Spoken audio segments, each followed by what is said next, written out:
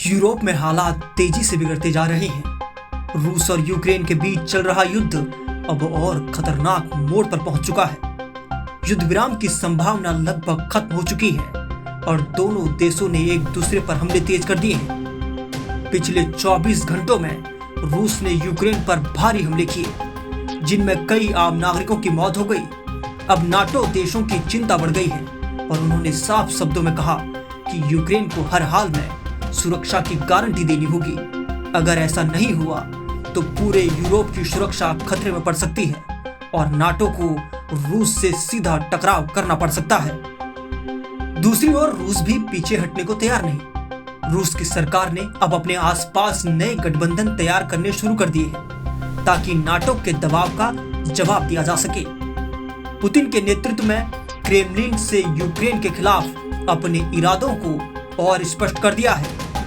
उनका अगला निशाना बाल्टिक देश लिथुआनिया, लातविया और एस्टोनिया हो सकते हैं। इसके अलावा नॉर्डिक देश जैसे नॉर्वे, फिनलैंड और स्वीडन भी खतरे की जद में हैं। ये सभी देश नाटो की सुरक्षा छतरी के नीचे आते हैं और अगर इन पर हमला होता है तो नाटो को मजबूरन प्रतिक्रिया देनी होगी। अमेरिका की भूमिका भी अब संदिग्ध हो गई है।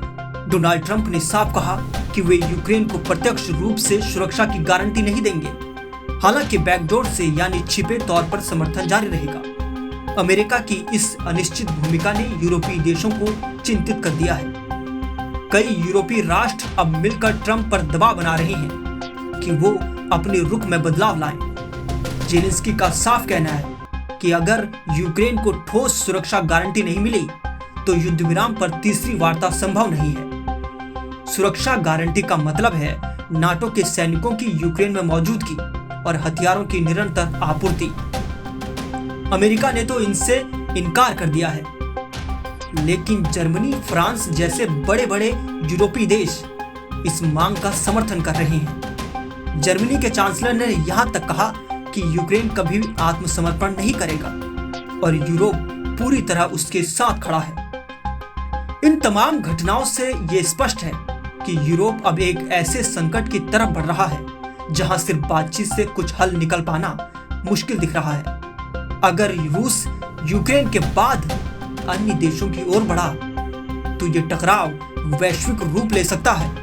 फ्रांस और जर्मनी जैसे देश चेतावनी दे चुके हैं कि हालात कभी भी तीसरे विश्व युद्ध जैसे बन सकते हैं।